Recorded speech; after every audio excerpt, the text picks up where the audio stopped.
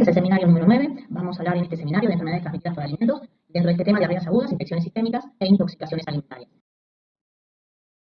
Los objetivos de este seminario van a ser reconocer los principales microorganismos que van a estar asociados a la generación de enfermedades transmitidas por alimentos, relacionar conceptos sobre epidemiología y patogénesis, para luego arribar a un diagnóstico y reconocer estrategias para la prevención de estas infecciones y enfermedades.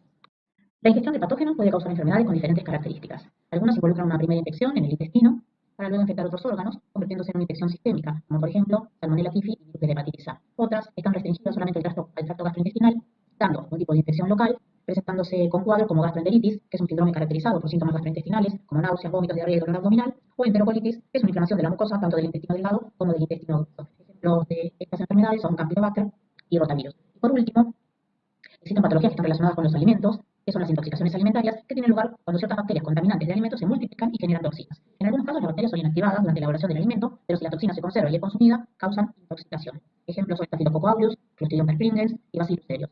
También tenemos un botulismo alimentario producido por Clostridium botulinum, pero a diferencia de las intoxicaciones por los otros microorganismos, en este caso hay un compromiso neurológico que es necesario tener en cuenta por la severidad del cuadro. Vamos a definir y a clasificar las diarreas. Definimos diarrea como el aumento de la frecuencia, el contenido líquido y el volumen de las heces. La diarrea es un signo de alteración a nivel de la digestión, absorción, motilidad y o secreción. Dependiendo de la evolución, vamos a clasificarlas en agudas y crónicas. Agudas se consideran cuando se presentan en un periodo menor a 14 días y crónica cuando es mayor a 4 semanas. También en otros seminarios vamos a ver que existen lo que se denominan las diarreas persistentes, que tienen una duración entre 14 y 30 días. Según la etiología, las clasificamos en infecciosas y no infecciosas, y dependiendo del nexo epidemiológico, se pueden asociar a zonas endémicas, como por ejemplo E. coli enterotoxigénica, o también llamada diarrea del viajero, donde los individuos de la zona endémica tienen inmunidad local contra la toxina y por ello no sufren la enfermedad. Sin embargo, los viajeros sí pueden sufrir la enfermedad. Dependiendo del mecanismo por el cual se producen, vamos a clasificarlas en secretorias, inflamatorias o sanguinolentas y osmóticas. Las secretorias son por lo general profusas y sin sangre. Se producen por una mayor secreción de agua y electrolitos hacia la luz y que supera la capacidad de absorción. Ocurren por la acción de toxinas, que aumentan la secreción de fluidos, o por daño a nivel del epitelio intestinal, que afecta la reabsorción de agua. Las diarreas inflamatorias o sanguinolentas son causadas en su mayoría por microorganismos invasivos. Las deposiciones pueden ser escasas en volumen, pero muy frecuentes, y el paciente además puede sufrir dolores abdominales, tenesmo y fiebre. Según el grupo etario, las vamos a clasificar en infantiles o del adulto. Las diarreas infantiles tienen importancia clínica por la cantidad de muertes asociadas a ellas, especialmente en los países subdesarrollados. Además de las muertes que se pueden producir, las diarreas son una de las principales causas de retraso en el crecimiento y alteración a nivel del desarrollo del sistema nervioso central. Las diarreas del adulto en general son motivo de consulta cuando hay presencia de sangre en las heces o cuando son persistentes. Y dependiendo del lugar de adquisición, vamos a clasificarlas en de la comunidad y nosocomiales. Estas últimas están relacionadas al uso prolongado de antibióticos y al desarrollo de bacterias como Clostridioides difficile. Las diarreas infecciosas son en su mayoría enfermedades de países pobres con malas condiciones sanitarias. El número global de muertes descendió en los últimos años por el uso de las sales de rehidratación oral. Sin embargo, aunque el niño no muera, las infecciones entéricas frecuentes alteran notablemente su desarrollo. Las diarreas repetidas pueden afectar al sistema nervioso central de los niños, además de sus condiciones físicas en la vida adulta. La deshidratación y la malnutrición causadas por diarreas regulares impide a los menores incorporar nutrientes esenciales para el desarrollo del cerebro. Las diarreas agudas son una de las 10 causas más frecuentes de muerte en niños menores de 5 años. Algunas de las otras causas son las malformaciones congénitas, desnutrición, tumores malignos, accidentes. Si consideramos solo las causas infecciosas de muerte infantil, las diarreas ocupan el segundo lugar, siendo la primera causa las infecciones respiratorias. En esta diapositiva se enumeran las poblaciones de riesgo más importantes. Dijimos que los niños menores de 5 años son una población donde ocurre el mayor número de muertes por diarrea, y por ello nos vamos a dedicar sobre todo a esta población. En cuanto a los factores de riesgo de esta población, la lactancia materna, aquellos niños que son alimentados a pecho, las infecciones entéricas son raras. Cuando ocurren, el cuadro se autolimita mucho más rápidamente. La edad, los lactantes pequeños tienen más riesgo de deshidratación debido a su composición corporal, y a la vez, a menor edad, hay mayor riesgo de compromiso general, produciéndose cuadros de bacteriemia y o sepsis asociadas. El estado nutricional previo, en pacientes desnutridos, la velocidad de recuperación de la mucosa intestinal es mucho más lenta, puede estar aumentada la susceptibilidad de diarreas prolongadas que deterioran todavía más el estado nutricional. O pueden tener enfermedades de base que deben ser tenidas en cuenta, como por ejemplo cardiopatías o inmunodeficiencias, ya que estas pueden modificar las conductas terapéuticas. En cuanto a los ancianos, tienen un deterioro fisiológico del sistema inmune. Por otro lado, son pacientes que están polimedicados y también son pacientes que tienen, en la mayoría de los casos, enfermedades de base. Los desnutridos tienen como enfermedad de base la desnutrición, individuos inmunocomprometidos, como pueden ser pacientes que puedan llegar a estar recibiendo quimioterapia, o pacientes que reciben tratamiento antibiótico prolongado, debido a que en este caso se anula la microbiota intestinal y hay mayor permisibilidad a infecciones. También tenemos aquellos pacientes que están con tratamiento con antiácidos, hay un aumento del pH a nivel del estómago, y también hay mayor permisibilidad o mayor posibilidad de que se produzca una infección intestinal en los pacientes que tienen algún tipo de inmunodeficiencia, ya sea primaria o secundaria. Y como dijimos anteriormente, el nexo epidemiológico es otro factor de riesgo, sobre todo en aquellos pacientes que vienen de lugares donde los microorganismos son endémicos. Entonces, ¿cuáles son los agentes etiológicos más frecuentes que producen las diarreas agudas? Si tenemos en cuenta las bacterias, tenemos especies de Shigella, especies de Salmonella, E. coli con sus distintos virotipos, Campylobacter, Vibrio cholera y Clostridioides difficile. Vamos a hablar un poquito o a recordar en realidad los distintos virotipos de E. coli. Teníamos E. coli enterotoxigénica, E. coli enteropatógena, E. coli enterohemorrágica, E. coli enteroagregativa y E. coli de adherencia difusa, y E. coli enteroinvasiva, que de todos estos serotipos es justamente, como su nombre lo indica, un microorganismo invasivo. Recuerden repasar un poco los factores de patogenicidad y también recuerden cuáles son los patógenos que son invasivos. Dijimos E. coli enteroinvasiva, Campylobacter, especies de Salmonella y especies de Shigella. En cuanto a las intoxicaciones de origen bacteriano, sabemos que es por la ingestión de toxinas. Teníamos como ejemplo Staphylococcus aureus, Bacillus cereus, Clostridium perfringens y Clostridium botulinum, que tenía algún componente neurológico en las manifestaciones clínicas del paciente. En cuanto a las etiologías virales, rotavirus, norovirus, astrovirus y adenovirus son las más frecuentes y también tenemos algún otro agente etiológico viral. En cuanto a las de etiología parasitaria, en general los parásitos dan diarreas de tipo más prolongadas, aunque pueden causar diarreas agudas. Y no siempre las diarreas agudas van a tener un origen infeccioso, donde muchos medicamentos, como pueden ser laxantes, antiácidos que tienen magnesio, antagonistas de los receptores H2, que son los antiácidos, productos conteniendo lactosa o sorbitol, pueden aumentar la frecuencia y o fluidez de las deposiciones. Esto debemos tenerlo en cuenta, sobre todo cuando realizamos la anamnesis del paciente. En esta diapositiva lo que vamos a ver es cuál es la situación en Argentina. El Ministerio de Salud, a través del Boletín Integrado de Vigilancia, informa en forma semanal los casos denunciados de enfermedades, así infecciosas y no infecciosas, entre las que se encuentran, por supuesto, las diarreas. En el caso de las diarreas no especifica la etiología. En el gráfico que se puede observar acá en la diapositiva, puede apreciarse la distribución de los casos de diarrea en nuestro país, donde se le adjudica un color a las distintas cantidades de los casos que van surgiendo, viendo que este color azul es más fuerte, corresponde a la región del noreste argentino, que es la más afectada, y el número total de casos en esta semana epidemiológica, número 23 del año 2014, es alrededor de 650.000 a 750.000. Y, por ejemplo, para el año 2018 fueron algo más de 700.000 casos. En general, nuestro país tiene un subregistro de los casos denunciados, como lo pueden ver también acá en la diapo, sin diagnosticar o sin registrar. El color es blanco y uno ve que hay bastantes lugares en los cuales no se registra y no hay denuncias de los casos de diarrea. Acá tenemos un cuadro que nos habla de lo que es la epidemiología a nivel mundial, sobre todo de países que reportan a la Organización Mundial de la Salud, y se enumeran los patógenos que son más frecuentes a nivel mundial. Si observamos, tenemos un 22% de rotavirus, etiología viral, y tenemos coinfección, otro 21% de E. coli enterotoxigénica, E. coli enteropatógena. Y fíjense que hay un 21% en los cuales no se puede arribar al diagnóstico. Este cuadro, de cualquier manera, no difiere demasiado de los que se conocen en nuestro medio a través de distintos estudios locales. En el 2013 se hizo vigilancia, en particular sobre las etiologías de las diarreas agudas bacterianas. La mayor parte de estos casos positivos para diarrea bacteriana se debieron a Shigella, con un N de 4191, con un predominio de Shigella flexneri, seguido por Salmonella, con un N de 944, con un predominio de Salmonella enteritis, y finalmente E. coli, con un predominio de E. coli enteropatogénica con un N de 369, predominando sobre el resto. Normalmente nuestro país no cuenta aún con un sistema de vigilancia que provea información sobre las etiologías más frecuentes de las diarreas agudas. Sí tiene un sistema donde sí se sabe también cuál es la etiología de las diarreas, pero solamente a nivel local. Por ejemplo, en los hospitales pediátricos es muy frecuente que tengan informes acerca de la etiología de las diarreas. Si nos fijamos en el mapa, podemos observar que hay colores que van desde el blanco hasta el negro, que nos hablan de la tasa de diarrea aguda, y los colores, como el bordeaux, hablan de Shigella, Salmonella en verde y E. coli en rojo y Campylobacter en violeta. Entonces tenemos dos tipos de datos en un mismo gráfico. Estos datos provienen de un estudio que se efectuó en el periodo entre el 2000 y el 2002 en el Hospital de Niños Ricardo Gutiérrez, y las especies bacterianas más frecuentes aisladas fueron Shigella en rojo, Salmonella en celeste, Campylobacter en violeta, Aeromonas en verde, E. coli enteropatógena en beige y E. coli enterohemorrágica, el serotipo más prevalente en nuestro país, que es O157, en morado. Como se dijo anteriormente, el panorama global de Argentina se desconoce, pero sí existen estudios locales realizados en diferentes centros de salud, y en este gráfico, por ejemplo, se muestran datos obtenidos en el Hospital de Niños de la ciudad de Córdoba, donde se estudiaron las diarreas de origen viral en niños entre 0 y 36 meses durante el año 1998. Puede verse que en el 84% de los casos se identificó rotavirus. Otros agentes etiológicos fueron astrovirus y adenovirus. En un 2% de los enfermos estudiados se mostró coinfección por rotavirus y adenovirus. Vamos a comenzar a ver entonces diarreas agudas bacterianas. Las diarreas bacterianas, dependiendo del patógeno, pueden ser secretorias, o también llamadas no inflamatorias, o por el contrario pueden ser sanguinolentas o inflamatorias. Las bacterias que frecuentemente se asocian a diarreas secretorias son E. coli enterotoxigénica, E. coli enteropatógena, E. coli enteroagregativa, y después tenemos bacterias como Staphylococcus aureus, Bacillus cereus y Clostridium perfringens, que nos dan un cuadro de intoxicación alimentaria. Salvo E. coli enteropatogénica, que produce un barrido de las vellosidades del enterocito, los demás patógenos mencionados producen su patología a través de toxinas. Vamos a ver entonces cuáles son los agentes etiológicos más frecuentes que producen diarreas inflamatorias o disentéricas. Definimos primero el término disentería, que es un proceso inflamatorio del tracto gastrointestinal, generalmente asociado a la presencia de sangre y pus en las deposiciones y acompañado también de síntomas como dolor y fiebre. Las diarreas bacterianas inflamatorias son producidas principalmente por organismos de tipo invasivos. Una excepción es E. coli enterohemorrágica, que produce diarrea sanguinolenta, pero no inflamatoria, no hay leucocitos en la materia fecal, y su efecto patogénico se produce por acción de la toxina similgiga.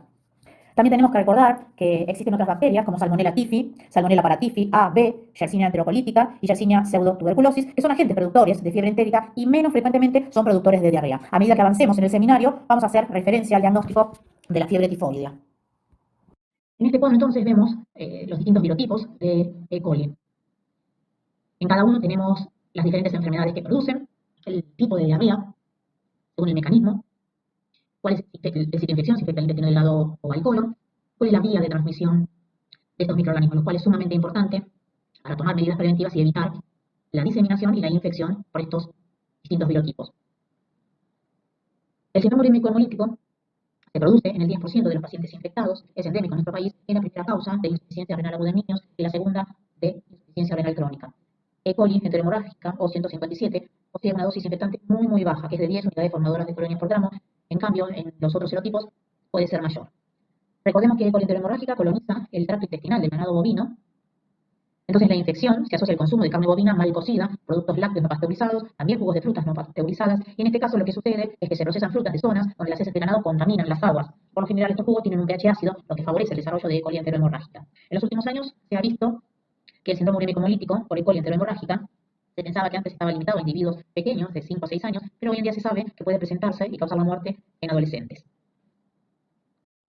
El síndrome urémico hemolítico en su forma clásica es un cuadro caracterizado por una tríada clínica: insuficiencia renal aguda, trombocitopenia, o sea, la disminución de las plaquetas, y anemia hemolítica microangiopatica, lo cual quiere decir que hay una hemólisis a nivel de los glóbulos rojos y de los vasos pequeños. Esto es precedido por 6 días de síntomas digestivos, como diarrea aguda, que luego se vuelve sanguinolenta. Durante el periodo agudo, la letalidad de los niños es entre el 3 al 5%, el 60% de los enfermos supera la fase aguda y se recupera sin secuelas después de 2 o 3 semanas de hospitalización. El 30% continúa con microhematuria y grados variables de proteinuria, que puede durar décadas, y otro 5% de los niños desarrollan insuficiencia renal crónica, que en pocos años puede requerir hemodiálisis o trasplante renal.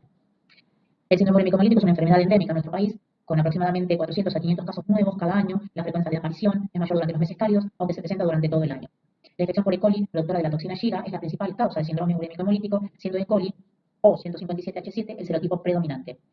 Una vez que E. coli enterohemorrágica ingresa al organismo, las manifestaciones comienzan entre 3 a 4 días después, con dolores abdominales, diarrea acuosa, que luego progresa a una diarrea sanguinolenta. El 90% de los casos se resuelven en esta instancia y el 10% restante evoluciona a un síndrome urémico hemolítico, como vimos en la diapositiva anterior.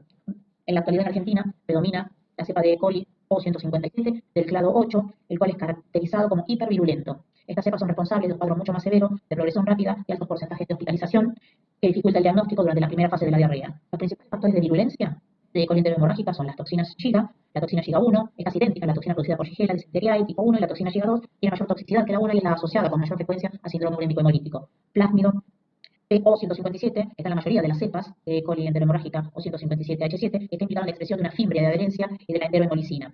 La intimina, que es una proteína que permite la adherencia a las células epiteliales, con la consiguiente desorganización de las microvellosidades, está codificada en la isla de patogenicidad LE, y algunos de los serotipos que poseen se asocian a la enfermedad severa. Como características particulares de E. coli enterohemorrágica o 157, podemos nombrar que es resistente a los cambios de pH, temperatura óptima de crecimiento es de 30 a 42 grados, o sea, un rango amplio. No desarrolla a temperaturas menores a 10 grados centígrados, pero sobrevive sí en productos congelados a menos 18 grados, sin cambio en el número total de microorganismos por periodos prolongados. No fermenta el sorbitol y no posee actividad de beta-glucuronidasa. Les sugiero, si están interesados, que busquen en YouTube el ciclo de vida de E. coli enterohemorrágica o 157H7, y ahí en ese video se ve muy bien cuál es la interacción con el intestino. El periodo de transmisibilidad en el que se excreta el agente patógeno suele ser de una semana o menos en los adultos, pero puede también ser bastante largo, como 3 semanas en los niños. La evolución de E. coli, desde comensal a patógena, se relaciona a la adquisición de factores de virulencia mediante elementos génicos móviles, denominados transferencia horizontal de genes. Vamos a ver acá algunos ejemplos.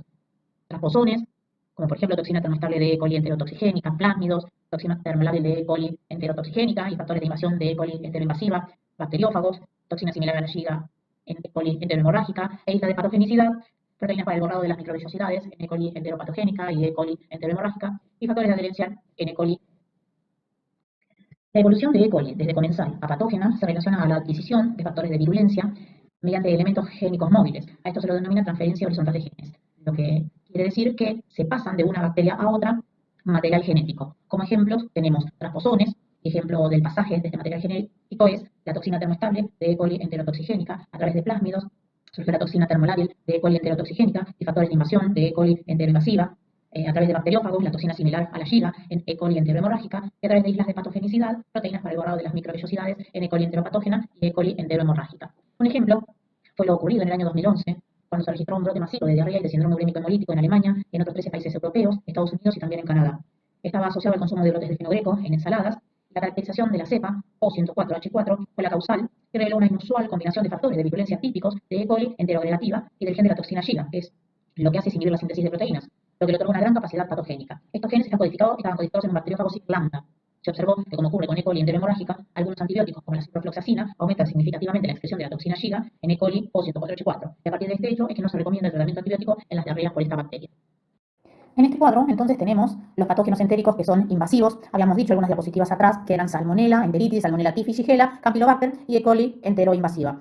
Todos estos microorganismos, menos Salmonella typhi, dan enfermedad de tipo local, afectando de distintas formas al intestino delgado o al colon. Y Salmonella typhi particularmente da una infección de tipo sistémica, denominada fiebre tifoidea, que también vamos a volver a ver en algunas diapositivas un poquito más adelante. Es importante tener en cuenta cuál es la vía de transmisión. En el caso de fiebre tifoidea son los alimentos o el agua que están contaminados con heces humanas, o sea que la vía de contaminación es la vía fecal oral. Y la importancia de saber cómo es la transmisión es para poder introducir medidas preventivas que eviten la diseminación de cualquiera de estos microorganismos.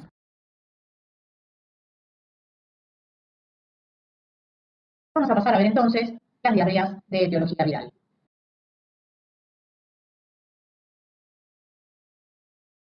Vamos a comenzar por el agente etiológico que más frecuentemente da cuadros de diarrea, rotavirus. Acá tenemos una imagen de microscopía electrónica con tinción negativa y podemos observar la estructura característica en forma de rueda que le da el nombre de rotavirus. Rotavirus es la principal causa de diarrea en el mundo. La mayoría de las infecciones por rotavirus son el resultado de contacto con personas infectadas. Generalmente están presentes en un título elevado, 1012 partículas por gramo, en heces de los pacientes enfermos. Y la muestra puede permanecer positiva varios días después del inicio de los síntomas. La principal vía de transmisión es la vía fecal oral. Sin embargo, dado que el rotavirus afecta con igual frecuencia a niños tanto de países desarrollados como países en vías de desarrollo, se cree que su modo habitual de transmisión no estaría relacionado con la contaminación de los alimentos ni del agua. También se sugirió que la transmisión podía ser por vía respiratoria, pero hoy en día no se encuentra evidencia concreta que avale esta hipótesis. La diseminación intrafamiliar y dentro de los hospitales, guarderías y otras instituciones es muy frecuente. La enfermedad tiene una incidencia mayor en los meses más fríos del año y se produce con más frecuencia en lactantes entre 6 y 24 meses de vida. ¿Cuáles son los síntomas que presentan en forma habitual? Fiebre, vómitos y diarrea sin sangre. En los casos graves puede haber una deshidratación severa que puede llevar a la acidosis y la infección también puede estar acompañada por síntomas respiratorios como tos y resfrío. Astrovirus son virus extremadamente simples, desnudos y con cápsides icosaédricas que están formadas por una sola proteína. Tienen un genoma ARN, son la segunda causa en frecuencia de gastroenteritis virales en lactantes, pero también ocasionalmente pueden causar brotes en sujetos mayores. Adenovirus entéricos. Los adenovirus son fundamentalmente patógenos respiratorios y tienen una cápside icosaédrica, son desnudos y poseen un genoma ADN. Solo los serotipos 40 y 41 son los causantes de gastroenteritis y a su vez son incapaces de producir enfermedad respiratoria. Otra característica es que la infección puede ser más prolongada que las de los otros virus. Norovirus, anteriormente se los llamaba calicivirus, son virus desnudos, icosaédricos, con un genoma ARN. Estos virus son los principales responsables de los brotes epidémicos de gastroenteritis virales que afectan tanto a niños como a adultos. Con un periodo de incubación de aproximadamente 12 horas, es breve, la enfermedad en general se autolimita y se resuelve en el transcurso de 2 a 3 días. La clínica que predomina son las náuseas y los vómitos sobre la diarrea. ¿Cómo vamos a hacer entonces el diagnóstico de las diarreas agudas? ¿Qué tenemos que saber en cuanto al diagnóstico de las diarreas agudas? En general, la mayoría de los casos son autolimitados y van a cursar sin un diagnóstico microbiológico. Entonces, lo que vamos a hacer es un diagnóstico clínico, sabiendo cuál es el grado de deshidratación del paciente, realizando un interrogatorio, sabiendo cuál es la presentación clínica que tiene. El diagnóstico microbiológico va a reservarse sobre todo para aquellos hospitales que son pediátricos, donde sí recurren de forma sistemática al diagnóstico microbiológico y especialmente importante durante episodios de brotes. ¿Por qué no recurrimos siempre a hacer un diagnóstico microbiológico? Porque este diagnóstico requiere muchas veces de técnicas de laboratorio que solo se realizan en algunos centros de referencia. Por ejemplo, hay que identificar toxinas, hay que identificar fimbrias, identificación de genes de virulencia, etc.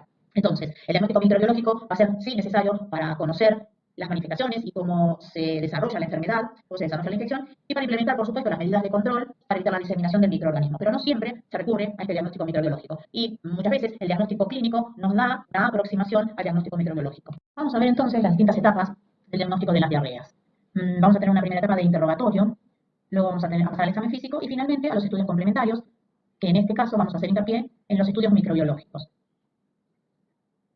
Como vimos, las causas de las diarreas pueden ser numerosas. Un interrogatorio detallado, una anamnesis detallada, orienta hacia la etiología, los factores de riesgo y el examen físico determina también el estado de deshidratación, la nutrición y presencia de enfermedades concomitantes. Estas etapas en el diagnóstico no son privativas de las diarreas, sino que las vamos a aplicar a todas las patologías que se presentan en los pacientes. En cuanto a la anamnesis, es un interrogatorio. Al paciente le preguntamos los datos filiatorios, en principio, y luego acerca del comienzo de la sintomatología. En el caso de las diarreas, la frecuencia de las deposiciones, el aspecto que pueden tener, destacando si son líquidas, si son sanguinolentas. Le preguntamos también dónde vive, cuál es su lugar habitual de residencia, si donde vive tiene agua potable, si tiene cloacas, si está utilizando medicamentos como antibióticos o algún tipo de medicamentos porque tiene alguna enfermedad subyacente, si realizó viajes recientes y a dónde viajó, si está en contacto con algún tipo de animal, si vive en un entorno rural o si vive en la ciudad, y cuál es la dieta o los alimentos que ingirió en las últimas horas. Y después, posteriormente, pasamos al examen físico. En el examen físico se evidencia si el paciente tiene fiebre, si el paciente está deshidratado, está con dolor abdominal. En los pacientes pediátricos tiene particular relevancia la identificación de los signos de deshidratación, por ejemplo, somnolencia, pueden tener la presión baja, pueden estar con taquicardia, las fontanelas deprimidas, hay que evaluar la turgencia cutánea, si tienen alguna alteración a nivel ocular, denominada enostalmia, que es un hundimiento de los ojos, la sequedad de las mucosas, etc. Todo esto nos permite evaluar cuál es el grado de deshidratación que puede tener el paciente y evaluar el proceso de rehidratación, si va a ser por vía oral o si va a ser por vía endovenosa, según la gravedad. Tanto la anamnesis como el examen físico nos dan la posibilidad de un diagnóstico clínico de las diarreas. Y una vez que tenemos un diagnóstico presuntivo, se puede pasar a los estudios complementarios, que en este caso van a ser estudios microbiológicos para identificar al agente etiológico o los antígenos a partir de una muestra de materia fecal. La edad del paciente, entonces, es un dato muy importante que nos puede orientar sobre la etiología de la diarrea. En lactantes y niños pequeños son más frecuentes las diarreas virales, generalmente por rotavirus, y el rango de edad de este grupo va desde los 3 meses a los 2 años. Antes de los 3 meses, los lactantes están protegidos debido a la lactancia materna, y mientras son amamantados, las diarreas son mucho menos frecuentes. A partir de los 2 a 3 años, la etiología más frecuente pasa a ser bacteriana, aunque tampoco podemos descartar a rotavirus como agente etiológico de este grupo etario. Otras preguntas, entonces, que nos orientan hacia la etiología de la diarrea son el lugar de residencia, que nos va a revelar cuáles son las condiciones sanitarias, si el paciente vive en una zona endémica, el tiempo de evolución del cuadro clínico, que nos va a clasificar esta diarrea en aguda, en crónica o en una diarrea persistente, cuáles son las características de las deposiciones, y entonces vemos si es una diarrea inflamatoria o no inflamatoria, si tiene presencia de sangre, etc. Los contactos con sintomatología similar, por lo tanto, si existen personas en la familia o en el ámbito de la vivienda que tengan sintomatología parecida, se puede tratar de un brote. ¿Cuáles fueron los alimentos que ingirió en las últimas horas o en los últimos días? Y podemos diferenciar una intoxicación alimentaria de un cuadro diarreico, los viajes recientes a zonas endémicas, por ejemplo, y cuál es la medicación que puede estar tomando actualmente o que tomó en los días previos, está utilizando sobre todo antibióticos, laxantes, antiácidos, etc. El examen físico, entonces, está dirigido a detectar los signos de deshidratación. Estos se miden a través del grado de sequedad, tanto de la piel como de las mucosas. Se evalúan los ojos hundidos, la fontanela, anterior si está deprimida o no, y el signo del pliegue, que es positivo cuando al pellizcar la piel, digamos que se queda pellizcado y no vuelve a su posición natural, indicando que hay un grado de turgencia y de elasticidad que está alterado debido a la deshidratación. Entonces, ¿cuál es la muestra de elección que vamos a tener que tener en cuenta para el diagnóstico microbiológico en las diarreas agudas? La muestra ideal es la materia fecal emitida en forma espontánea y recogida en frasco estéril con tapa roja y de boca ancha. Una vez que tenemos la muestra, es llevada al laboratorio microbiológico y en el laboratorio microbiológico se procede al procesamiento de la muestra. Se puede realizar el filtrado, donde se investiga la presencia de toxinas, como por ejemplo la de Clostridioides difficile. Por otro lado, se realiza el coprocultivo de la materia fecal, que va a permitir el aislamiento y la posterior identificación de los distintos patógenos bacterianos. Una muestra válida también para realizar el coprocultivo es el hisopado rectal. Recordemos que el hisopado anal no es una muestra válida para el diagnóstico de las diarreas bacterianas, y en el caso de los lactantes tampoco es una muestra válida la materia fecal del pañal, excepto aquella que es inmediatamente emitida y se toma enseguida la muestra. En este caso tiene que recogerse con un hisopo, tratando de tomar la muestra de las zonas más representativas, por ejemplo pueden contener o moco o sangre, y se las coloca en un medio de transporte. El medio de transporte es el carrier bag. Por otro lado, se puede realizar microscopía, o se realiza de rutina microscopía, que es un examen en fresco. Si las heces son líquidas, se coloca una gota entre porte y cubreobjeto y permite poner de manifiesto la presencia de leucocitos, de eritrocitos o la movilidad de algunas bacterias, como por ejemplo Campylobacter o Vibrio. La presencia de leucocitos en la materia fecal está a favor de una infección por gérmenes invasivos, como Salmonella, Shigella, Campylobacter, o también por gérmenes no invasivos, que son productores de toxinas e inducen lesiones a nivel de la mucosa colónica, como Clostridioides difficile toxigénico. Las tinciones que se pueden realizar no son demasiado orientativas debido a que tenemos presencia de flora habitual. Por último, podemos utilizar la técnica de ELISA o aglutinación de partículas para diagnosticar sobre todo las infecciones virales como rotavirus, adenovirus y astrovirus. ¿Cómo sería entonces el algoritmo del diagnóstico presuntivo de las diarreas agudas? Si la materia fecal tiene presencia de sangre o moco, nos vamos a orientar hacia patógenos probables, como por ejemplo Campylobacter, Shigella, Salmonella, E. coli, Enteroinvasiva, que son invasivos, o a aquellos agentes etiológicos epidemiológico como Clostridioides difficile, que produce toxina e induce lesiones a nivel de la mucosa colónica. En el caso de que no haya presencia de sangre homo con las heces, podemos realizar una microscopía, un examen en fresco, y en ese examen en fresco vamos a ver la reacción inflamatoria, o sea, la presencia de leucocitos o polímeros nucleares. Ante la presencia de polímeros nucleares, el diagnóstico de patógenos probables son los mismos que si tuviéramos sangre o moco en las heces, y si no encontramos leucocitos en la materia fecal, nos orientamos a una etiología viral o bacteriana de agentes como E. coli enterotoxigénica o E. coli enteropatogénica. En el examen en fresco también se puede ver si hay quistes o trofosforitos, y ahí tendríamos un diagnóstico diferencial hacia una etiología parasitaria. Para el diagnóstico microbiológico de las diarreas de origen viral, la muestra de elección es exactamente la misma que para las bacterianas, que es la materia fecal, emitida también espontáneamente y recogida en frasco estéril con tapa a rosca y boca ancha. En el caso de los agentes virales, existe la posibilidad de detectar antígenos virales en materia fecal por equipos comerciales de ELISA o aglutinación de partículas. Por supuesto que hay métodos más sofisticados, como es la microscopía electrónica y PCR, pero solamente se hacen estos métodos en lugares de referencia y para control epidemiológico de la población. Dijimos entonces que el diagnóstico de las diarreas virales, sobre todo el diagnóstico microbiológico, para hallar el agente etiológico, se va a realizar en casos de brotes, en caso de que sospechemos que es una diarrea viral, como por ejemplo para rotavirus, para astrovirus o adenovirus entéricos, serotipo 4041, y a nivel epidemiológico, en centros de referencia, utilizando microscopía electrónica con tinción negativa y RT-PCR o PCR en materia fecal. Vamos a ver entonces, dentro del diagnóstico microbiológico de las diarreas bacterianas, en qué consiste la realización del coprocultivo.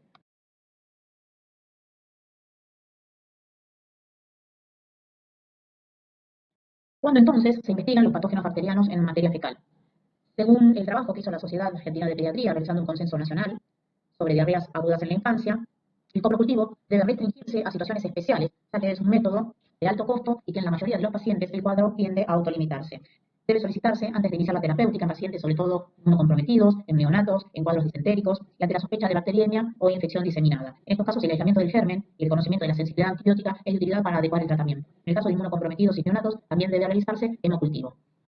Una vez entonces que tenemos la muestra, esta debe procesarse en forma inmediata. Si no se puede sembrar dentro de la hora de recolectada, se aconseja mezclarla con medio de transporte para retardar el crecimiento de la flora acompañante. Existen casos en los cuales el patógeno se encuentra en baja proporción con respecto a la flora normal, entonces se realizan cultivos de la muestra en medios enriquecidos que permiten que el patógeno se reproduzca con mayor velocidad que la flora acompañante. Un ejemplo de medio enriquecido es el caldo selenito para cultivo de salmonela. Posteriormente entonces se siembra en medios sólidos, sobre todo en medios selectivos y diferenciales, que lo que van a hacer es inhibir la flora acompañante y seleccionar al patógeno indicado. Una vez aislado el microorganismo, se prosigue a la identificación mediante pruebas bioquímicas. Existen kits comerciales, como los API, que permiten realizar un gran número de pruebas bioquímicas con un mínimo volumen de muestra. La serotipificación se realiza mediante pruebas de aglutinación de la bacteria con los anticuerpos contra los antígenos correspondientes. La serotipificación, por ejemplo, permite determinar la combinación de antígenos O, H y K expuestos en la superficie de las enterobacterias. El antígeno O también es conocido como antígeno somático y está definido por la cadena del lipopolisacárido. El antígeno H es la proteína del flagelo, el antígeno K es la cápsula, el antígeno BI es la cápsula en el caso de Salmonella typhi, y la serotipificación permite reconocer, por ejemplo, los serotipos de E. coli que se asocian con mayor frecuencia a E. coli enteropatógena. Del mismo modo pueden identificarse luego del aislamiento de cepas de E. coli enterohemorrágicas. La mayoría de las diarreas son autolimitadas y por lo tanto no reciben tratamiento antibiótico. Sin embargo, se recomienda el uso de antibióticos en aquellas infecciones intestinales por microorganismos invasivos, como puede ser las especies de Shigella, como puede ser E. coli enteroinvasiva, o Yersinia, o Salmonella. En el caso de Vibrio cólera, para disminuir el tiempo de diseminación del patógeno, en estos casos es necesario determinar la sensibilidad de los microorganismos a los antibióticos mediante el antibiótico. Para los cuadros de infección sistémica, vamos a ver como ejemplo a Salmonella typhi. El género Salmonella va a causar infecciones tanto intestinales o locales como sistémicas. Dentro de las infecciones locales tenemos Salmonella cerevariae typhimurium y enteritidis, que sí produce una enfermedad transmitida por alimentos, pero cuando la enfermedad es sistémica está producida por Salmonella cerevariae typhi y puede aislarse de diferentes muestras y no es una enfermedad transmitida por alimentos.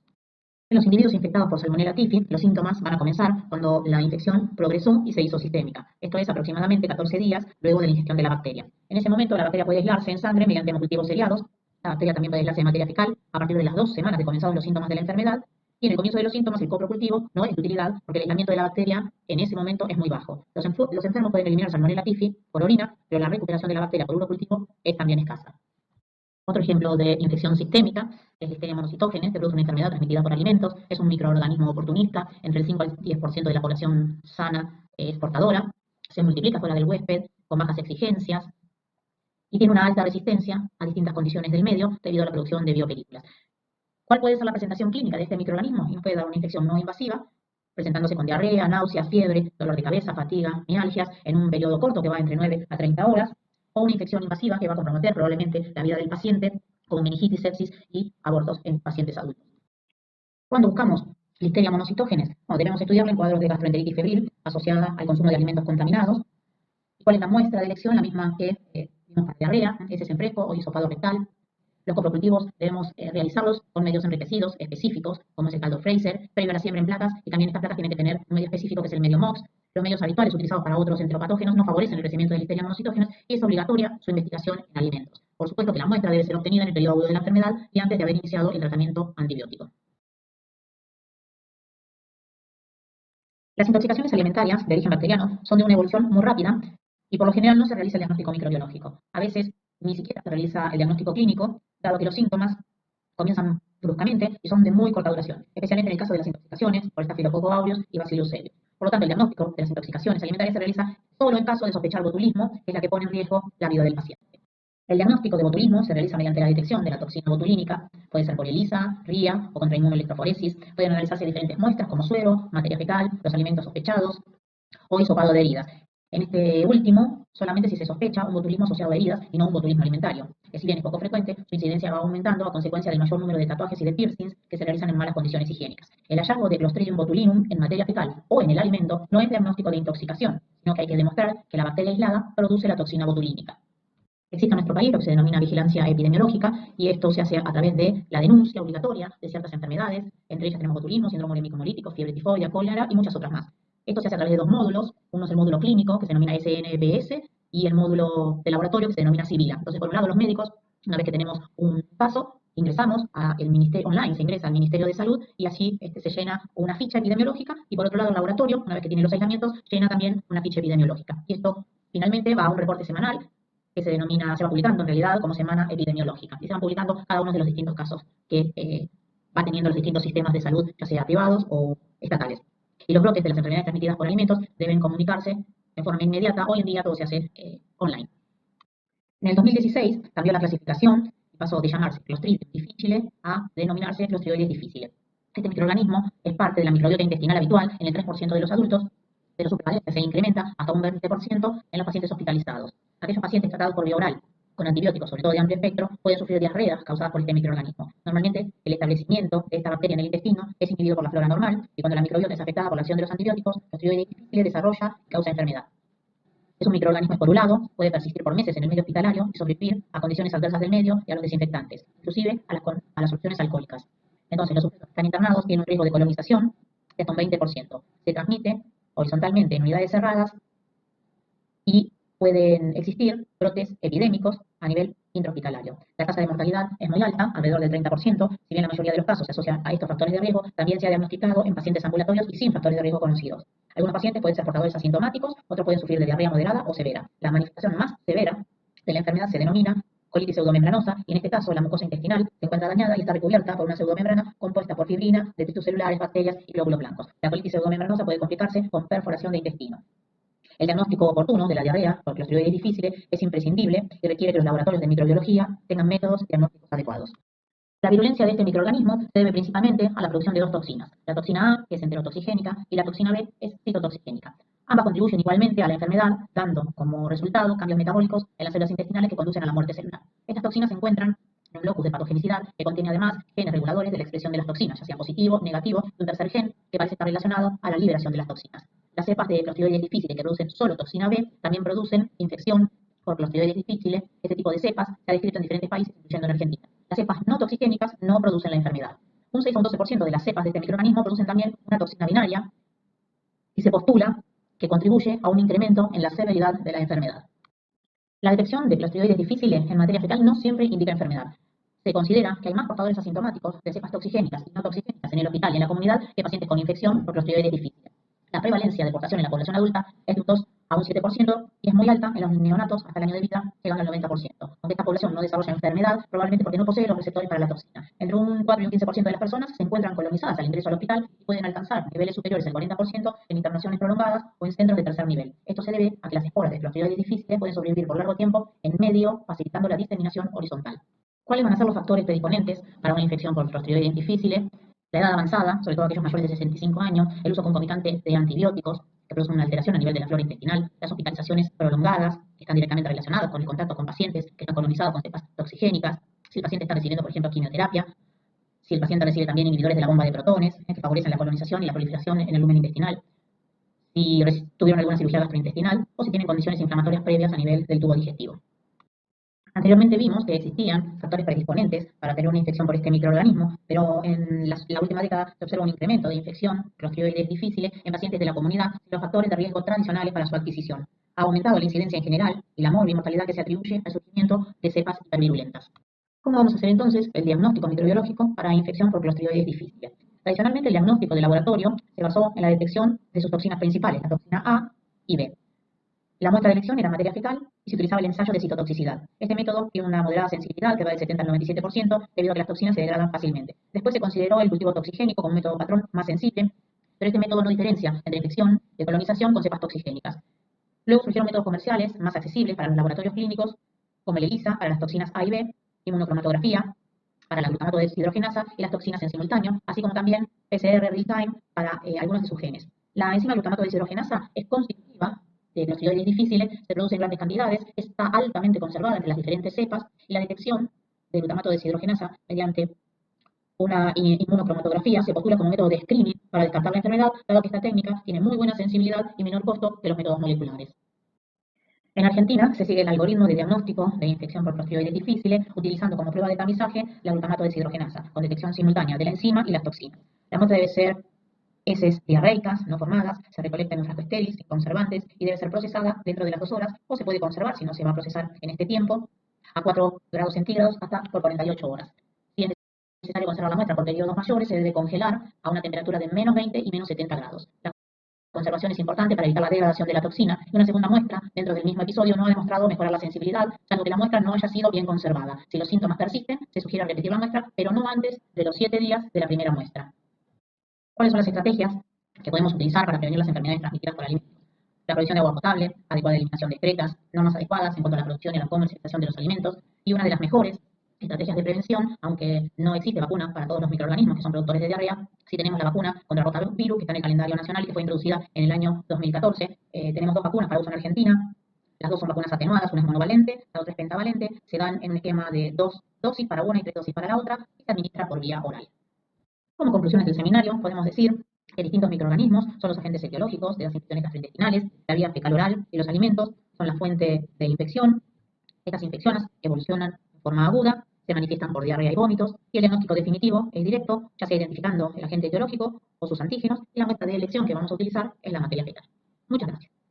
Buenos días. En este seminario sobre infecciones crónicas del aparato digestivo vamos a ampliar algunos conceptos ya abordados en parte en la clase teórica sobre parasitosis del tubo digestivo. Los objetivos de este seminario son, en primer lugar, reconocer los principales agentes etiológicos que producen infecciones intestinales crónicas. Luego, establecer los factores predisponentes para el desarrollo de persistencia de estas infecciones. En tercer lugar, conocer la metodología habitual y especial adecuada para el diagnóstico de certeza de las interparasitosis. Y por último, reconocer las medidas profilácticas adecuadas. Muchos de estos temas que ya tratamos en el teórico correspondiente van a ser ampliadas en algunos aspectos. Una de las características de las infecciones intestinales crónicas es que no se autolimitan. Esto significa que sin la intervención de tratamiento médico, las mismas se mantienen como persistentes. El establecimiento de las infecciones crónicas depende de un delicado balance entre las características de los parásitos y de los hospedero y de las potencialidades de uno y otro. Desde el punto de vista del parásito, es necesario tener en cuenta que tanto la vía de infección como el inóculo juegan un papel relevante en el establecimiento de la infección crónica. Esto es así porque, dependiendo del inóculo, van a requerirse no una, sino varias reinfecciones para generar una infección efectiva. Además de esto, tanto el tropismo como la virulencia juegan un papel esencial en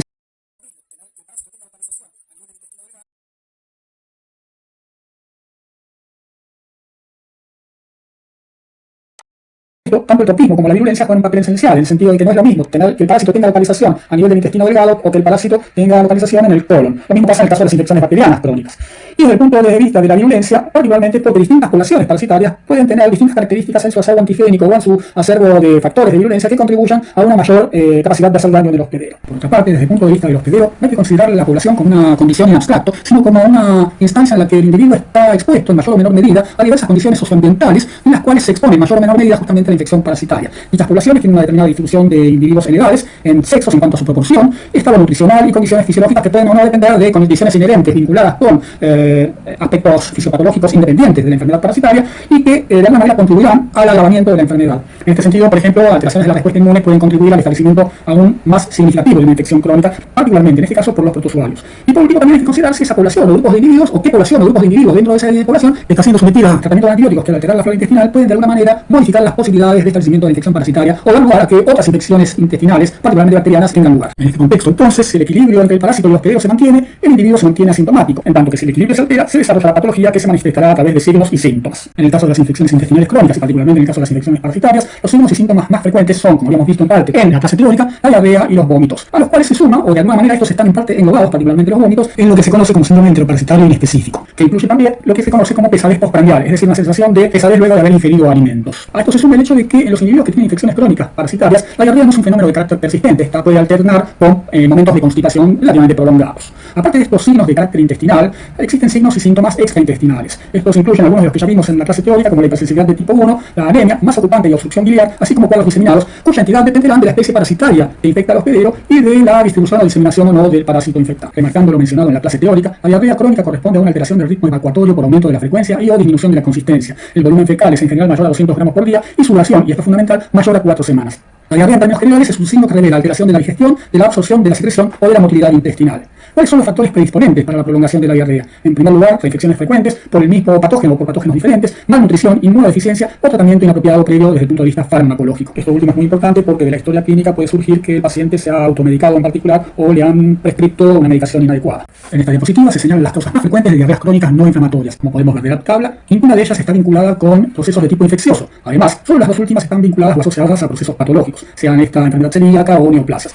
Por otra parte, la mayor parte de ellas se debe a algún tipo de tratamiento farmacológico, sea por laxantes, antiácidos con magnesio, antagonistas de receptores H2 y, eventualmente, por el consumo de productos conteniendo lactosa y sorbitol, en particular en el caso del primero, como consecuencia de la intolerancia a la lactosa. Por otra parte, las diarreas crónicas no inflamatorias de origen infeccioso están fundamentalmente ligadas a patógenos que afectan el intestino delgado, por ejemplo, Giardia intestinales y luego distintas especies de coccidios intestinales. El primer caso, el grupo predominantemente afectado es la población pediátrica, en tanto que en el segundo, la población fundamentalmente afectada es la de pacientes con compromiso inmunológico y particularmente pacientes con síndrome de inmunodeficiencia adquirida. Por último, entre los segmentos, Immunolepis nana es un parásito que puede causar diarrea no inflamatoria, pero su prevalencia en la población, tanto pediátrica como de adultos, es mucho menor que la de Giardia intestinales. Esto importa a la hora de considerar la diarrea crónica esteatológica porque se requiere diagnóstico diferencial entre ambas especies. Como agente etiológico causal de diarreas crónicas no inflamatorias, no puede dejar de mencionarse Escherichia coli enteronegativa, que particularmente afecta tanto niños desnutridos como adultos HIV positivos, así como niños, y que genera una diarrea acuosa y mucosa, entendiendo por mucosa una diarrea que puede tener moco pero no tiene leucocitos en su composición, por lo tanto no es una diarrea inflamatoria. Habrá leído en la diapositiva anterior que agentes etiológicos que en primera instancia pueden causar diarrea acuosa, dicha diarrea puede devenir en malabsortiva a medida que transcurre el tiempo. Como recordarán, esto se asocia a un proceso de atrofia velocitaria que da lugar al impedimento de la absorción de lípidos complejos y de disacáridos. Los principales agentes etiológicos parasitarios vinculados con el desarrollo de este tipo de diarrea crónica son Giardia intestinales, en primer lugar, e Immunolepis nana. Porque existen etiologías infecciosas que pueden causar el mismo tipo de diarrea, es necesario realizar el diagnóstico diferencial. Este diagnóstico diferencial está señalado en el último renglón del cuadro de la diapositiva. De igual modo a lo que ocurre en el caso de las diarreas crónicas acuosas, en el caso de las diarreas crónicas inflamatorias existen causas tanto infecciosas como no infecciosas. En el caso de estas últimas, las principales etiologías son la enfermedad de Crohn y la colitis ulcerosa, que aparentemente tienen su origen en procesos inflamatorios. Se desconoce si estos están vinculados con procesos asociados a fenómenos de tipo inmunitario o a procesos derivados de desbalance de la flora intestinal que contribuyen al establecimiento de una respuesta inflamatoria como consecuencia de la pérdida de los circuitos regulatorios a nivel de la mucosa intestinal. En cuanto a las diarreas inflamatorias de origen infeccioso o parasitario, hay que considerar en primera instancia protozoarios como entamoeba histolítica, que si bien no es endémico en nuestro país, en algún momento se han reportado sospecha de amelosis como consecuencia del hallazgo de elementos parasitarios, pero el diagnóstico de certeza nunca pudo ser realizado. Sin embargo, esta sospecha debe mantenerse en el caso, y debe confirmarse obviamente, en el caso de pacientes que provengan de México o Perú, donde esta parasitosis es endémica. La sospecha está vinculada con la presencia de moco, pus y sangre en la materia fecal de un individuo procedente de esa región. Por otra parte, desde el punto de vista de las infecciones bacterianas, son dos los agentes etiológicos prevalentes que pueden dar lugar a diarreas crónicas inflamatorias de tipo infeccioso bacteriano. En primer lugar, Campylobacter, una bacteria que se aloja en el intestino delgado y causa una enterocolitis. Esta bacteria en general se adquiere como consecuencia del consumo de carnes inadecuadamente cocidas, sean estas carnes de aves o carnes de vacunos, y hay varias especies, en particular Campylobacter jejuni, que es la principal, y Campylobacter coli, que pueden causar el mismo tipo de signos y síntomas. Por un lado, Clostridium difficile, que es un comensal intestinal que ve incrementada su población a nivel del colon, particularmente como consecuencia del tratamiento prolongado con antibióticos. Este tratamiento antibiótico en general desplaza la flora bacteriana habitual y contribuye a que Clostridium difficile sobrecrezca y produzca lo que se conoce como colitis pseudomembranosa. En estas condiciones, en general, la suspensión del tratamiento antibiótico lleva a la resolución de la patología. Menos frecuente es la diarrea inflamatoria por tritura, un hematoide que se localiza en el colon, particularmente en la porción rectosigmoidea, y da lugar a la pérdida de sangre como consecuencia de la intrusión de lancetas del parásito en la mucosa intestinal.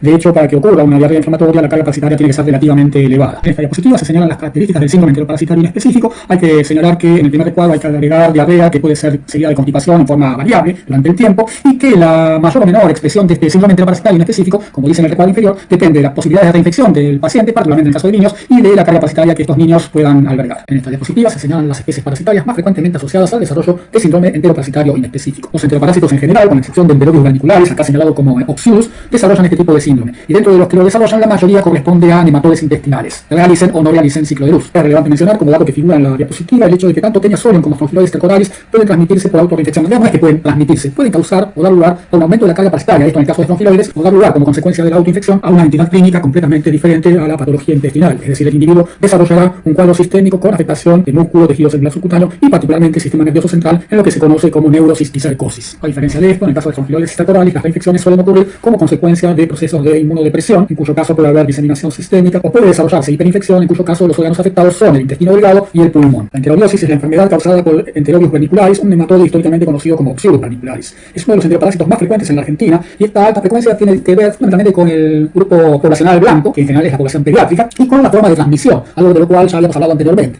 En el caso de Enterobius vernicularis, la transmisión es directa como consecuencia de un rápido ciclo de desarrollo, particularmente del huevo inmaduro al huevo maduro, y por el hecho de que los huevos maduros son depositados por la hembra en la región perianal. El resultado de esto es que, como consecuencia del desconocimiento o la carencia de normas de profilaxis por parte del niño, asociado esto a los signos y síntomas que el niño padece, da la posibilidad de que el niño recoja en sus manos una gran cantidad de huevos. Esto debido al prurito perianal que la infección produce, como consecuencia de una reacción de hipersensibilidad inmediata. ¿A qué da lugar esto? En primer lugar, un proceso de autoinfección. Eventualmente, con un desconocimiento de pautas de higiene, el niño puede realmente llevarse las manos a la boca después de haberse rascado la cola y, por lo tanto, autoinfectarse. Esa autoinfección da lugar a un aumento de la carga parasitaria. La transmisión de carácter horizontal ocurre cuando el niño eventualmente toma contacto con distintos objetos que pasarán de mano en mano, llevando consigo la carga ambiental de parásitos y pudiendo infectar al hermanito menor, al hermanito mayor, incluso a los padres, etcétera, etcétera, dependiendo del contexto socioeconómico y ambiental. Como ocurre con muchas infecciones, pueden acontecer fenómenos de localización ectópica que den lugar, por ejemplo, en el caso de la enterobiosis, a apendicitis, como consecuencia de la transposición de adultos de enterobios hacia el apéndice, y da lugar entonces al arrastre bacteriano y siembra bacteriana del apéndice, o vaginitis en el caso de las niñas por la cercanía de la orificio anal y la vagina. En estos casos hay situaciones en las que incluso se llegan a formar hasta lesiones granulomatosas. En esta diapositiva remarco el hecho de que muchas enteroparasitosis pueden dar lugar a manifestaciones extraintestinales. Si bien en lo que sigue solo vamos a hablar de las manifestaciones finalmente asociadas a infecciones por helmintos, hay que tener en cuenta que incluso protozoarios como Cryptosporidium parvum y como la moda histolítica pueden causarlas. En caso de Cryptosporidium parvum, porque puede dar lugar a una colangitis esclerosante en pacientes con síndrome de inmunodeficiencia adquirida, y en el caso de entamoeba histolítica puede dar lugar a localizaciones extraintestinales como consecuencia de la lesión de la mucosa y su diseminación por vía hemática a diversos órganos, de los cuales el hígado es uno de los principales órganos blancos, en el cual causa una suerte de pseudoabsceso porque no hay neutrófilos, sino que lo que produce es una necrosis colicuativa del parénquima hepático. En lo que atañe a los helmintos, en general, las manifestaciones extraintestinales están dadas por la migración sistémica de larvas, sea en el ciclo natural como consecuencia del ciclo de luz, en el caso de los nematodes que finalizan localizándose en el intestino delgado, o como consecuencia de migraciones ectópicas a causa de la elevada carga parasitaria, tal es el caso de las Carilumicoides, de Enterobius propiamente dicho, etc. Para refrescar el concepto de ciclo de luz, en esta diapositiva se señalan las especies parasitarias que lo desarrollan, así como las características de la vía de infección para cada una de estas. En suma, todos los helmintos que realizan ciclo de luz se localizan en el intestino delgado, sea que ingresen por vía oral o por vía percutánea. Es importante señalar acá que esta diseminación por vía sistémica hasta llegar al intestino delgado no corresponde a una diseminación ectópica, sino que forma parte del ciclo natural, como consecuencia de la migración larvaria hacia pulmón desde el torrente circulatorio y particularmente como consecuencia del desarrollo a nivel pulmonar, se desarrolla lo que conocemos como síndrome de Leffler, del cual ya hemos hablado in extenso en la clase teórica. En esta diapositiva se señalan las principales características de este síndrome clínico. Tanto en la clase teórica como previamente en este seminario, mencioné la importancia de las localizaciones extraintestinales de muchos parásitos intestinales, particularmente de los helmintos. Es interesante y relevante particularmente la situación con respecto a Strongyloides stercoralis en el contexto de inmunosupresión, porque este parásito tiene mecanismos de autoinfección que están vinculados con el desarrollo de la larva filariforme a partir de las larvas radicoides que la hembra va librando y que de hecho libera como elemento de diseminación hacia el medio ambiente. ¿Cuáles son las condiciones de inmunosupresión y qué es lo que ocurre como consecuencia de inmunosupresión asociada a la infección por Strongyloides? En primer lugar, hay que tener en cuenta que esta infección, particularmente en el contexto de la enfermedad crónica, es prácticamente críptica. Hay muy pocos elementos parasitarios, es decir, larvas radicoides que son eliminadas por las heces. El parásito en general no causa una patología ostensible más allá de esa atrofia villositaria que puede dar lugar a esteatología que va y viene, pero la realidad es que desde el punto de vista de la infección, un paciente puede permanecer infectado sin tener significativas manifestaciones clínicas que orienten al diagnóstico. Cuando hablo de muchos años, pueden ser hasta 10 o más años. ¿Qué ocurre cuando acontece inmunosupresión y cuáles son los agentes inmunosupresores que pueden dar lugar a fenómenos de reactivación con riesgo para el paciente? En primer lugar, el uso de drogas inmunosupresoras como los corticosteroides. Recordarán que estas moléculas tienen un esqueleto básico de ciclopentano perhidrofenantreno, que es la estructura básica de cualquier corticosteroide. Justamente una estructura de carácter similar lo tiene la ecdisona. La ecdisona es una hormona de la muda, es decir, de la maduración entre estadios larvarios, producida por los artrópodos como por los nematodes. De manera tal que el tratamiento con corticosteroides mimetiza a la ecdisona y da lugar a que las larvas radicoides, que son las larvas que se diseminarían en el medio ambiente, se diferencien a larvas filariformes que pueden reingresar a través de la mucosa intestinal y reinvadir por lo tanto la mucosa o eventualmente diseminarse. Otras condiciones clínicas que pueden dar lugar a la autoinfección infección son la inmunosupresión asociada a trasplante de órgano sólido o trasplante de médula ósea, en particular si claramente están vinculadas con el tratamiento con corticosteroides, y la infección por el virus linfotrópico de células T de tipo 1 que causa una enfermedad que se conoce como mielodisplasia o paraparesia espástica tropical. Este virus además es conocido por la producción de linfomas y leucemias de células T del adulto. Las causas de la paraparesia aparentemente están dadas porque dado que el virus puede infectar células T y estas células T se reclutadas hacia la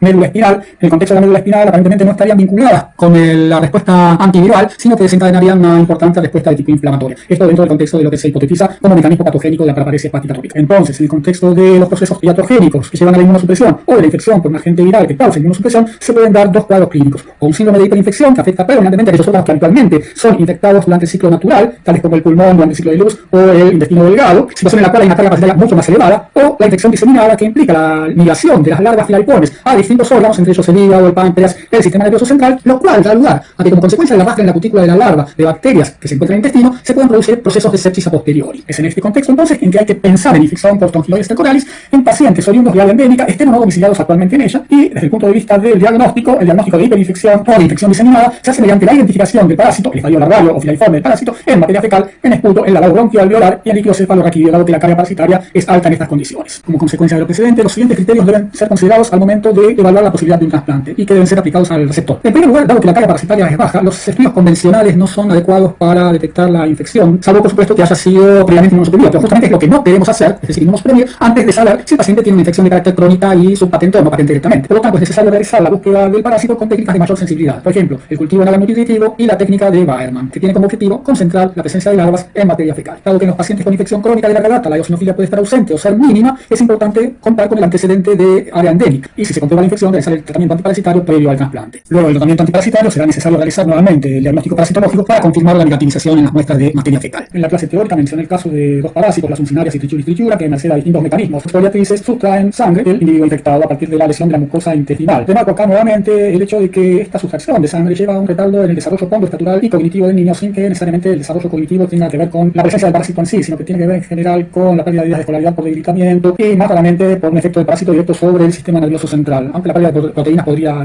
estar involucrada en parte en eso. Haya ocurrido antes o durante la gestación, la infección materna da lugar a un aumento de la prematurez, da lugar a la posibilidad de mortinatos y da lugar a una disminución del peso del niño al nacer. Por lo tanto, la infección materna tiene efectos deleterios significativos sobre el producto de gestación. Por último, en el adulto en general, la anemia suele causar astenia, es decir, cansancio, y palpitaciones, es decir, aumentos en la fuerza y frecuencia de los latidos cardíacos. Como último ejemplo de las condiciones clínicas a las que puede llevar la infección parasitaria crónica, resalto el de Ascaris lumbricoides que ya vimos en el contexto de la clase teórica. ¿Por qué lo resalto? Porque es fundamental un concepto aquí, particularmente en el caso de este nematoide y de tantos otros, en el sentido de que la infección no ocurre como consecuencia de la multiplicación parasitaria en el hospedero, y ocurre como consecuencia de la autoinfección, parece el caso de Enterobius vermicularis, o incluso en el caso de los protozoarios, como el caso de Giardia o Entamoeba, sino que ocurre lisa y llanamente como consecuencia de la reinfección a partir de un medio ambiente que está contaminado con heces como consecuencia de las empobrecidas condiciones sociales en las que muchas personas viven y se desarrollan, a causa de la distribución desigual de la riqueza. En este contexto, las personas, y particularmente los niños, se infectan y reinfectan repetidamente, dando lugar al aumento de la carga parasitaria intestinal, lo cual puede llevar a los cuadros de obstrucción intestinal y abdomen agudo, que es una urgencia de tipo clínico quirúrgica y de la cual ya hablamos en la clase teórica. En las próximas diapositivas vamos a ver cuáles son los abordajes para los diagnósticos presuntivos y de certeza, y en este último caso cuáles las instancias en las cuales es suficiente aplicar técnicas convencionales y cuándo se requieren técnicas especiales de diagnóstico parasitológico. Como he mencionado en varias ocasiones, independientemente de la etiología, sea esta o no infecciosa, el diagnóstico presuntivo se basa en la recolección de datos epidemiológicos a través de la anamnesis, en la categorización y identificación de los signos y síntomas del paciente a través de pruebas semiológicas y de los datos recabados en la historia clínica a través del interrogatorio y mediante estudios de laboratorio o de diagnóstico por imagen. En cuanto a la centro de parasitosis, los datos relevantes incluyen la edad, la residencia o viaje a zonas endémicas, el hecho de que el paciente o los pacientes tengan una vivienda carente de agua potable y de cloacas, es decir, de agua potable o agua de por lo menos 100 metros de profundidad y cloacas, disposición inadecuada de residuos orgánicos, lo cual lleva a la atracción de vectores mecánicos tales como moscas y cucarachas que pudieran luego dispersar a partir de estos residuos el uso de la materia fecal si no hay cloacas, elementos parasitarios o incluso bacterias hacia alimentos eventualmente, el consumo de vegetales o carne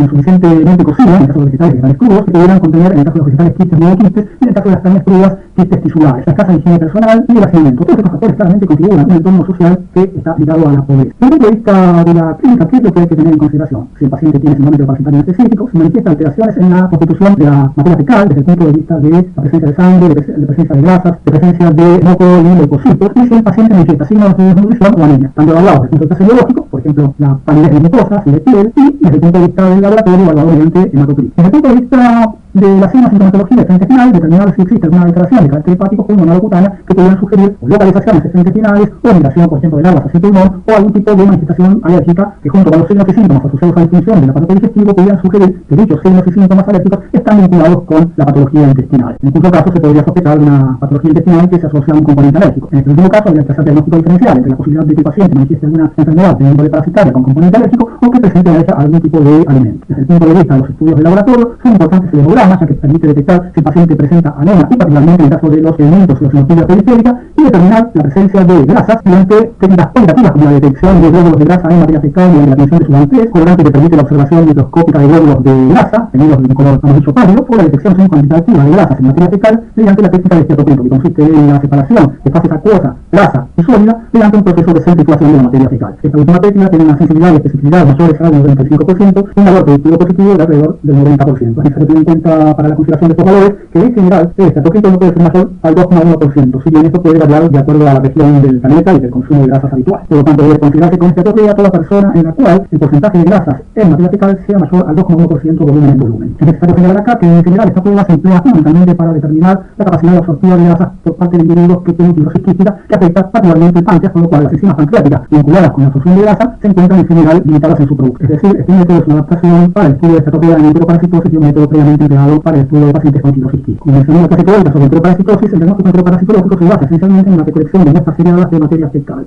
La consistencia de la materia fecal puede dar lugar a la mayor o menor representación de quistes y trofosolitos en la misma. En la imagen de la derecha se muestra que a medida que las heces se hacen más acuosas, la representación de trofosolitos en la misma se hace mayor cuantitativamente que la presencia de quistes. En esta diapositiva se refieren a unos conceptos que ya fueron descritos en extenso en la clase teórica sobre enteroparasitosis, en lo que se refiere a la preparación del paciente y a la toma de muestra de materia fecal. Es necesario señalar acá que el centro parasitológico seriado, en la cual se entiende no solamente con la toma de muestra de materia fecal, tanto fijada como el fresco, tal como decía yo en clase teórica, sino que también incluye la toma de muestra para realizar la investigación de enfermos moleculares que no necesariamente la muestra de materia fecal, sino que corresponde al desarrollo de la prueba seriada de la sonda luz. En esta diapositiva también se reflejan algunos conceptos ya vertidos en la clase teórica y se debe en el último día la posibilidad de procesar los trofosolitos de manera tal de fijados con fijadores que fijan los trofosolitos sin deteriorarlos estructuralmente, como por ejemplo el cuerpo lipídico, señalado por TDA, una solución de acetato de sodio, ácido acético y formol, o una solución de fenol, alcohol y formol, abreviados como SAP y PAF respectivamente, y dan la posibilidad de tenerlos superiormente. Este dispositivo resume gráficamente el método de procesamiento de muestras para la investigación de enteroparasitos, tanto que hace a la recolección de la muestra como lo que hace al método de concentración de la muestra para la observación final al microscopio. Para mayores detalles nos remito a la clase teórica de enteroparasitosis y al libro de referencia parasitosis humana europeo, ediciones cuarta o quinta. Esta diapositiva ilustra mediante microfotografías los hallazgos que pueden observarse mediante el diagnóstico microscópico, sea en muestras en fresco o mediante muestras fijadas y toleradas. En las imágenes de la izquierda, arriba podemos ver quistes especialmente intestinales en los cuales se observa escotilla interna, particularmente restos que las obtuvo,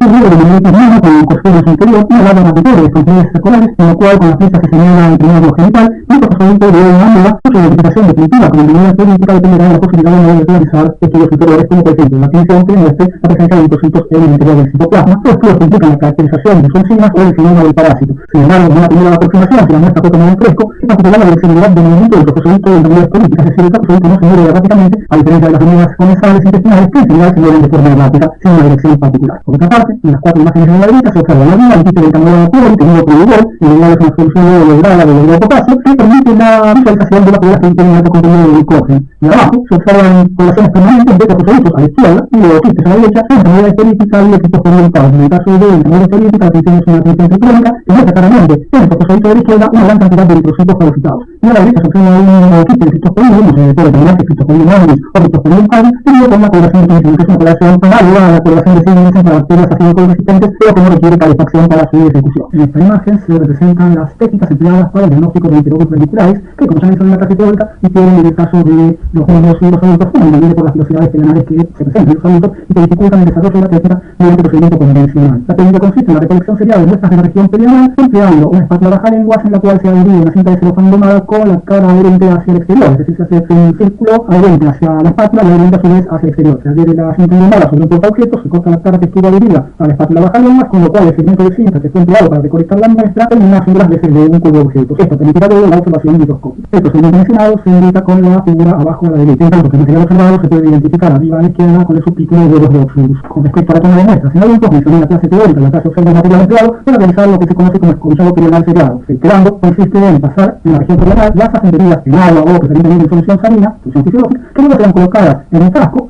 Básicamente afirman que en la figura se muestra un frasco de los equipos de colección de muestras estériles que contiene forma de ello, que como se habitual en estos casos está dividido al 5% en agua o en solución fisiológica. Nuevamente aquí el objetivo es preservar la muestra para la finalización de la recolección de las muestras seriadas. Al igual que en el caso del diagnóstico microscópico, el diagnóstico macroscópico permite hacer el diagnóstico de certeza. En esta diapositiva se observan en la parte superior los coloquies, en el caso de la izquierda de tenis aginata, en el caso de la derecha de tenis sodium. Difieren fundamentalmente en el hecho de que los coloquies de tenis aginata presentan más de 12 ramas uterinas primarias, en tanto que los coloquies de tenis sodium presentan menos de 12 ramas uterinas primarias. De hecho, la identificación de la especie de pena mediante la visualización de las características de los coloquies es de fundamental importancia, ya que los huevos de ambas especies no tienen diferencias morfológicas. Dado que los huevos de tenis sodium pueden dar lugar por procesos de autoinfección o de transmisión horizontal a cisticercosis, en particular neurocisticercosis, que es una enfermedad grave, es necesario hacer el diagnóstico diferencial ante la sospecha de tenosis. Otra señalar acá que los coloquies de tenis sodium son eliminados junto con las heces, en tanto que los de aginata pueden ser eliminados junto con las heces, pero también ser eliminados espontáneamente debido a la musculatura que tienen los coloquies de tenis aginata y que le permiten eventualmente liberar el esfínter anal. Abajo a la izquierda se muestran dos adultos de Ascaris indicoides, el macho de menor tamaño que la hembra y con el extremo posterior incurvado. Esto es en general una característica de los nematores, en los cuales los machos tienen el extremo posterior incurvado y la hembra en la parte inferior con el extremo posterior recto. Por el centro se observan adultos de enterobios verinculares que presentan un aspecto blanquecino y son de mucho menor tamaño, en general 1 centímetro, centímetro y medio, dependiendo de si son machos o hembras. En general los machos son de menor tamaño. Y a la derecha se observan dos adultos de Trichosis fichura en los que el macho es el que tiene el extremo posterior significativamente enrollado. Todos estos elementos para citar los macroscópicos pueden eventualmente aparecer junto con las deposiciones de materia fecal. Si el paciente el que es alertado en consecuencia y concurre a la visita médica para informar de tal hallazgo, llevando eventualmente material al consultorio de un trabajo contenido de los medicamentos que es algo que por lo tanto no permite la adecuada conservación del espécimen, pero que en general constituye suficiente evidencia como para que el médico se inicie un examen coproparasitológico seriado. Y esto es particularmente importante porque, como ya vimos en la clase teórica, los individuos, particularmente en la población pediátrica que suele estar afectada por una gran variedad de parásitos entéricos, entre otros Giardia y varios geoelementos. En especial si se trata de población en riesgo, es de circulación carente de las condiciones mínimas necesarias desde el punto de vista sanitario. Aparte de las técnicas de diagnóstico convencional, existen técnicas de diagnóstico no habitual empleadas cuando hay una alta sospecha de infección parasitaria, pero en condiciones intrastivas convencionales no dan los resultados esperados, es decir, están dando negativas y probablemente se sospecha que son falsas. Por ejemplo, en el caso de heridas intestinales se pueden emplear el aspirador duodenal o el enterotest. Este último consiste en hacer que el paciente trague una cuerda que en su extremo contiene una cápsula de gelatina. Esa cápsula de gelatina en algún momento se va a adherir a la mucosa intestinal y luego de un tiempo, en general 4 horas, se retrae el hilo y se coloca el contenido mucoso que se encuentra adherido a la gelatina sobre un portaobjeto, que luego se tiene convenientemente para observar el material. Otra técnica especial se puede emplear para el diagnóstico de entamoeba estorífica y hacer diagnóstico diferencial con la infección o con la presencia de entamoeba dispar, que es un microorganismo similar desde el punto de vista morfológico a entamoeba estorífica, pero no es patógeno. Entonces, la diferencia en cuanto a la infección se puede manifestar por la presencia de úlceras colónicas que son producidas por entamoeba estorífica, pero no por entamoeba dispar. Entonces, en ese contexto uno puede realizar biopsias colónicas y realizar la atención con hematoxilina de eosino o con hematoxilina férrica para observar la presencia de las úlceras asociadas a la presencia de trofosólitos que permiten fácilmente identificar los eritrocitos fagocíticos. En el caso de la infección por entamoeba estorífica, el diagnóstico serológico puede sugerir fuertemente si los títulos de anticuerpos son elevados que hay diseminación extraintestinal, y en particular esto es válido en el caso de sospecha de amelosis hepática. Por último, existen en algunos países, aunque no en el mercado argentino, kits que permiten la detección de antígenos parasitarios en materia fecal o que permiten la detección de ácidos nucleicos en este material. En particular, en el caso de antígenos existen kits que permiten la distinción de infección por llagas intestinales, entamoeba estorífica y coccidios intestinales mediante pruebas de diagnóstico rápido basadas en inmunocromatografía. En esta diapositiva se esquematizan dos métodos para el secuento de huevos. Esta metodología no solo es útil para el secuento de huevos de sedimento, sino también para el secuento de huevos de muchos sedimentos tisulares, tales como acidez hepática y citosomia. ¿Cuál es el fundamento de esta metodología? El hecho de que a partir del secuento de huevos uno puede estimar la carga parasitaria y a partir de esto establecer la gravedad o severidad de la infección. Existen dos métodos ampliamente empleados, uno es el método de Tatum y otro el método de Stoll. El primero consiste en colocar una muestra de materia fecal sobre un papel y colocar un molde de la forma de un portaobjetos que tiene un orificio central sobre el portaobjetos y desparramar la muestra de materia fecal sobre ese molde. Extraído del molde queda un cilindrito de determinado volumen sobre el portaobjetos, cilindro que se esparce y luego lo cual se coloca un portaobjetos habiendo colocado previamente unas gotas de colorante generadas sobre poliédromo. Esto permite una más fácil distinción de los huevos. Se hace el recuento y luego mediante un factor de conversión que está vinculado con la consistencia de la materia fecal se determina la cantidad de huevos por gramo de S. Por otra parte, el método de Stoll consiste en colocar 4 mililitros de la muestra de materia fecal en 56 mililitros de una solución de óxido de sodio que luego toma con la pipeta alargada un cierto volumen que se coloca sobre un portaobjetos y se observan todos los huevos presentes en ese portaobjeto. Con un cálculo determinado se establece la cantidad de huevos por gramo de S. Para dar una idea de la utilidad de estos métodos para determinar la carga parasitaria, en el recuadro inferior de la derecha se muestra la correlación de la carga parasitaria con la intensidad de infección, en particular para el caso de la mucinariosis. Ustedes ven que hay un factor de corrección o de correlación que en el caso de la funcionaliosis o las funcionalidades en general, el denominador de 20 que indica que el número de adultos es equivalente o sería el número de huevos que damos del huevo de 20. Como varía de especie en especie y tiene que ver con el conocimiento del número de huevos que cada especie es capaz de reproducir o eliminar en general en forma cotidiana. Es decir, estos estudios son de carácter eminentemente empírico. Previamente, en este seminario, el requerimiento para el diagnóstico de espongilosis en todo paciente proveniente de área andémica tenga o no evidencias de eosinofilia. Esto es así porque, como les recuerdo, la espongilosis puede ser subclínica y el diagnóstico subpatente. Esto último debido a la baja carga parasitaria que presentan los pacientes particularmente de infección crónica de larga data. Por lo tanto, en estos casos es necesario emplear técnicas de mayor sensibilidad que las técnicas de diagnóstico convencional, tales como la concentración mediante métodos de sedimentación y luego de un examen corpoparasitológico seriado. Este aumento de sensibilidad se logra mediante dos técnicas. Una es la técnica de Baerman y la otra es el cultivo de nado admitivo, o una combinación de ambas. La técnica de Baerman consiste en colocar la muestra de materia fecal en una gasa suspendida sobre un embudo que posee agua calefaccionada, de tal manera que las larvas migran por termotropismo hacia el agua calefaccionada, es decir, escapan de la gasa y luego son colectadas en un negro o en un vaso de precipitados o en un cubo de centrífuga para abrir una válvula que se encuentra conectada al extremo inferior del embudo. Tras la apertura de la válvula, el material se podrá colectar en un cubo de centrífugas, en un vaso de precipitados o en una nieve y luego ser centrifugado para su observación microscópica. El segundo método de diagnóstico implica la colocación de una muestra pequeña de materia fecal en agar nutritivo, ante lo cual las larvas rapitoides Strongyloides cercolaris migrarán junto con esa migración llevarán consigo bacterias, con lo cual los observarán colonias bacterianas de aspecto típicamente redondeado, sino trayectos aleatorios que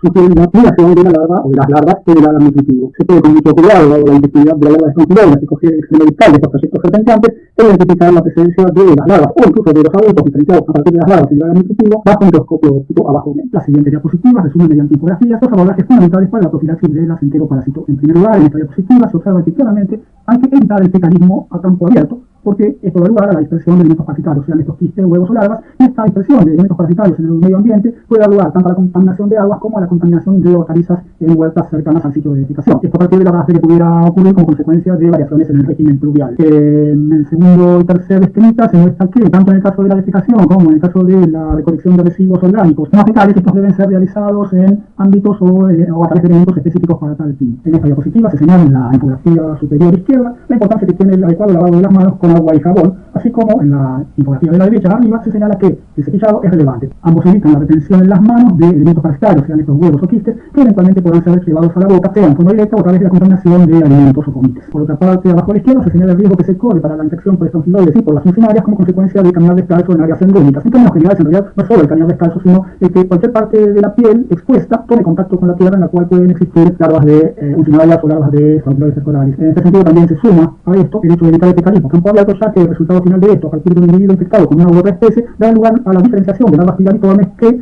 podrán infectar por vía percutánea. Por último, en la infografía de abajo a la derecha se señala la prevención respecto a la introducción de la mano en la boca, porque esto puede dar lugar a la autoinfección o a la transmisión horizontal de distintos patógenos que dan lugar que junto con las heces se eliminen elementos inmediatamente infectantes, tales como vías intestinales, enterobiolíticas, enterobiofolicular y tantos otros. La diapositiva ilustra mediante tres infografías la importancia que tienen, por un lado, el hervido del agua, ya que el tratamiento con hipoclorito de sodio o la lavandina en concentraciones que no son tóxicas para el uso humano no mata a los quistes, ni mata a las larvas, ni mata a los huevos de los enteroparásitos. La importancia que tiene el adecuado lavado de frutas y verduras y particularmente, si es posible, el blanqueado de las verduras, cuál es la introducción por muy breve tiempo en agua hirviendo para matar los quistes y las larvas y los huevos que estén en contacto, procedimiento que se conoce como blanqueado de verduras y de frutas. Y por último, la infografía abajo señala la importancia de evitar el contacto de vectores mecánicos con alimentos, manteniéndolos en recipientes cerrados adecuadamente con tapa. En esta diapositiva, por último, se señala mediante infografías el requerimiento de segregar la basura y mantenerla adecuadamente cerrada, sea en recipientes adecuados o en bolsas presentadas, para evitar la proliferación de vectores mecánicos, así como el uso de insecticidas apropiados. Para concluir, esta última infografía hace referencia al Programa Nacional de Desparasitación Masiva, CHAUDO-MES. Es un programa activo con el objetivo de disminuir la elevada carga parasitaria en población en riesgo, es decir, en áreas de alto impacto de enteroparasitosis, en población escolarizada o no escolarizada. El problema con este plan es que, como consecuencia de los ajustes en el sistema de salud, el plan no pudo ser llevado hasta su finalización, con lo cual su efectividad no fue la esperada. Por lo tanto, muestra claramente la ineludible responsabilidad del Estado en el mantenimiento de las condiciones de salud, y particularmente en situaciones en las que las enfermedades son claramente prevenibles, como es el caso de las enteroparasitosis. Esta última diapositiva es a modo de resumen y conclusión, y quiero resaltar nuevamente la línea que hace referencia a las condiciones de saneamiento ambiental y higiene individual, ya que medidas de orden general, que son responsabilidad del Estado, como la construcción de cloacas y redes de agua potable, y medidas de orden individual que tienen que ver con la capacidad de educación de la población, en particular la capacidad del Estado, la responsabilidad del Estado para educar a la población, son las que van a dar lugar a que enfermedades epidemiológicamente prevenibles realmente puedan hacerlo. Gracias por todo, que tengan ustedes buenos días.